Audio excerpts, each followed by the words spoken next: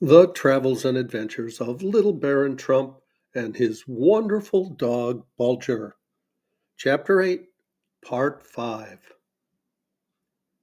He maintained with equal pertinacity that he was utterly unfit to occupy a seat by my side. So we continued our war of compliments. Suddenly, So too thrust his right hand under his richly embroidered tunic and drew forth a small case of tablets, which folded upon each other in a curious way. He gave it a slight jerk, and it flew open and unfolded itself. I have been thinking, he began, of approaching trial of thy dog on the charge of witchcraft. A lump arose in my throat at these words, but I gulped it down and simply bowed my head as a sign of my attention. Thou art a stranger in our land, continued Sotu. Perchance thou wilt be pleased to know the things which I am about to tell thee. Nowhere else in the great world can perfect justice be found save in the dominions of our gracious emperor, him of the sacred countenance. While thy nation and the rest of the Western world know no other law than force or fraud, we had already received from our ancestors thousands of volumes filled with the rules of perfect justice. Happy indeed should be that criminal whose good fortune leads him to commit his crime in our favored land. His punishment will be exactly what he deserves. Thou, as the advocate of this fortunate prisoner, who is so dear to thee, art allowed to choose the Yamen before whom he shall be tried. I, so too, thy friend, do here set before thee the list of Yamens, so thou mayest choose thy own arbiter. Saying this, so too placed the unfolded tablet in my hand, then dropped oil into a gentle doze. I scanned the list with mingled awe and curiosity. It read as follows: the list itself, all by itself, of and nothing else. Only the just judges, all by themselves, followed by nothing else. Ling Bos, a just judge. Kwang Chang, a just judge. Pu Pan, a just judge. Wa Sat, a just judge. Lung Tung, a just judge. Keen Chop, a just judge. The list of just judges and nothing else. Thinking that So too was sleeping soundly, I half unconsciously murmured to myself as I glanced at the first name on the list, Ling Bos, a just judge, when to my great surprise, which however I was careful not to show, So too, without opening his eyes, spoke as follows: I, a just judge, a very just judge, but a dangerous one. Neck too short, too much blood, hence brain too hot. Never willing to hear both sides. A good judge for him who speaks first before the blood begins to press upon his brain. A bad judge for a long cause. Kwang Chong? I repeated inquiringly. A just judge, replied So too. An extremely just judge, but too tall and thin. Not blood enough for his long body. Brain too far from heart. Cold and merciless. Does not eat enough, only a little fish. A good judge for a very bad man. Poo-poo, I suggested in a low tone. A just judge, a thoroughly just judge, continued So too, but not to be trusted. Laughs too easily. Too much given to making puns. Always ready to deal out death to a solemn-visaged man. Only too happy to sentence a man to death if he can make a pun with his name and the axe or block or something belonging to the executioner. What's that? I asked timorously.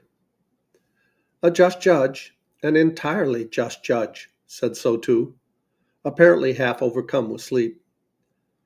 But a judge to be avoided, too much given to asking questions, never weary of turning round and round like an auger until he strikes bottom. A good judge for a hard, knotty case, slow but sure, eating away falsehood bit by bit. Not a good judge for a plain case. Lung tongue? I questioned, half in despair, glancing at number 5. A just judge, an undoubtedly just judge, Sotu gave answer in the same sleepy tone. But a dangerous judge, too fond of hearing himself talk, too liable to use up the criminal's time and then condemn him to death for not having defended himself within the hour allotted. Here my heart sank within me, but I drew myself together. There was still one name left. I glanced at it despairingly. Keen Chop, I murmured. A just judge, a perfectly just judge, remarked Sotu with a slight increase of animation. A flower, a pearl of a judge, eats well, drinks well, digests well. Fond of the good things of life, a great lover of beautiful vases and statues and screens and embroideries, always willing to hear both sides, and here Sotu came to a halt and fell into such a sound slumber that he snored loudly. I waited patiently for him to finish his nap. He resumed exactly at the point where he had left off. Very anxious to build a larger and finer house, and to fill it with rich and rare ornaments. Again, Sotu dropped off. Not to be outdone by him in apparent indifference at the matters under discussion, I likewise gave way to a feeling of drowsiness and was soon fast asleep. How long we slept I know not, but when we awoke my mind was perfectly clear on one point.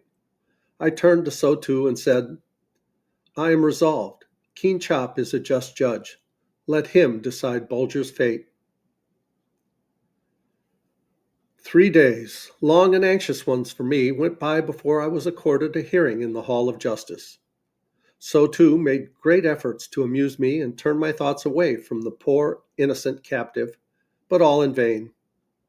Those dark, lustrous eyes were always fixed upon me. Day and night they kept repeating the same question. Dear little master, what does it all mean? I know you will not desert me, but why must I be so long separated from you? At last, the long-wished-for hour arrived. I was escorted to the Hall of Justice by a band of Sotu's retainers. A seat was assigned me in front of the platform, which the judge and his suite were to occupy. The vast chamber was crowded with clerks, officers, gong meters, accusers, and accused. But a deep silence rested upon them all. As I walked to my seat, a subdued murmur ran over the multitude, for Bulger's case was in everyone's mouth, and I could see that my youthful appearance excited great surprise. Suddenly, a beating of gongs announced the arrival of the judge. Keen Chop entered the Hall of Justice with a majestic tread and solemn air, partly the effect of a pair of huge spectacles which were held astride his nose by heavy silken cords and tassels passed over his ears. He was followed by a vast array of clerks, servants, and attendants. There were ink bearers and pen bearers. There were fan bearers and book bearers. There were foot rubbers to chafe his feet in case they got asleep from long sitting. There were nose ticklers armed with long feathers, whose office it was to arouse Keen Chop should he drop off into too long a nap. There were eraser bearers, whose duty it is to blot out from the tablets all the judge had said when he resolved to change his mind. Let the vile, miserable, wretched accused be brought into the august presence of Keen Chop, the just judge, cried one of the court officers in a loud voice.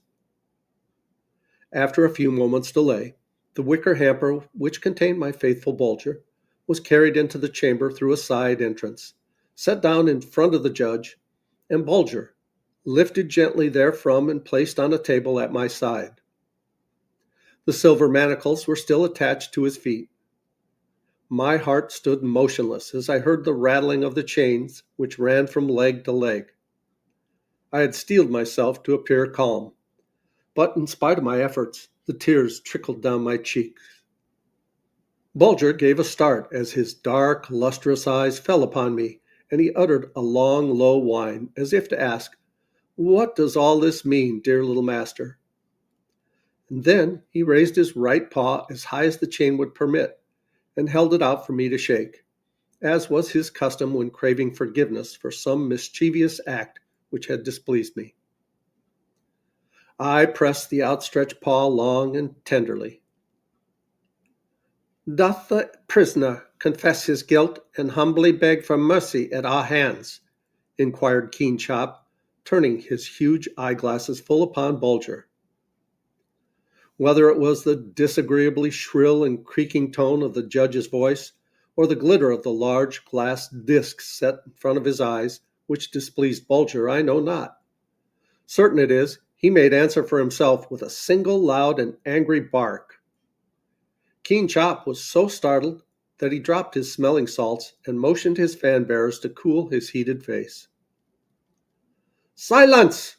roared one of the gong beaters, giving a deafening thump upon his gong to inspire respect, and at the same time fiercely agitating his bristling eyebrows and mustachios.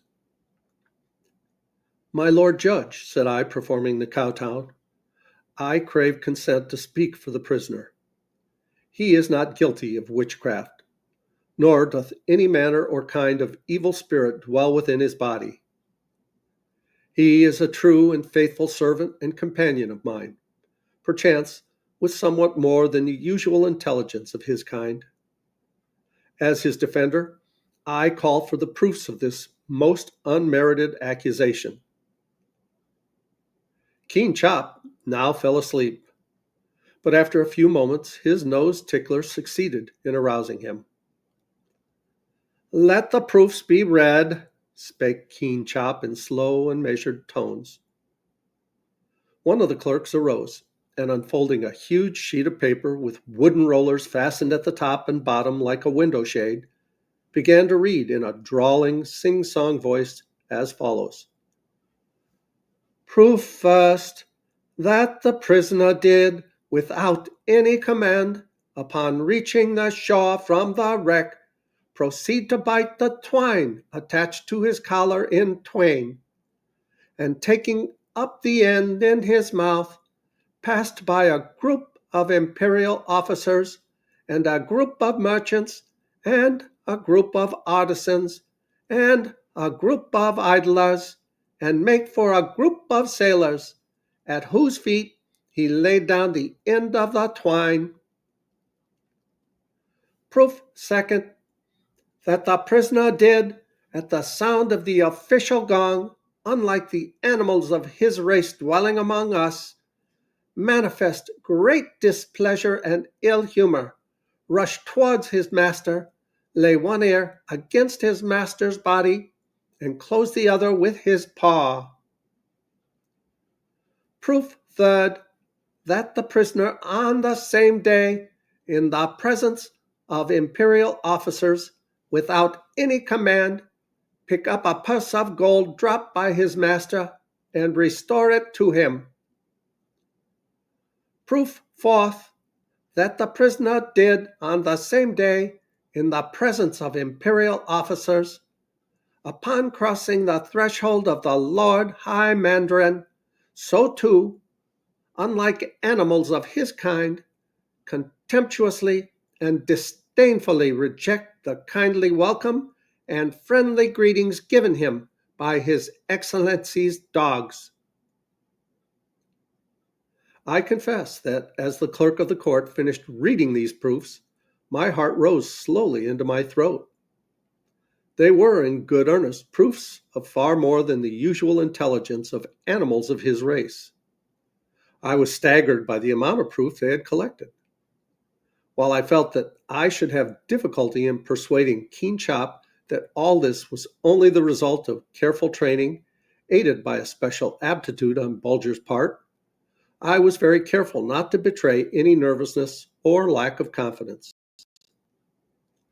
I called for some tea on a plea of needing refreshment, but really to gain time to collect my thoughts and get myself together after such a staggering blow. Meanwhile, Keen Chop dropped off into a calm doze. I finished my tea and sat waiting patiently for the nose tickler to arouse him. When I saw that Keen Chop was wide awake again, I arose with great dignity and, placing myself beside Bulger, who was watching my every movement and listening to my words with an almost painfully anxious expression, which meant only too plainly, "What does it all mean, dear little master?" I began as follows. And we'll continue with this story in the next video. Please like, subscribe, leave a comment below. Thanks so much for watching. I love you guys. As Tigger says, ta-ta for now.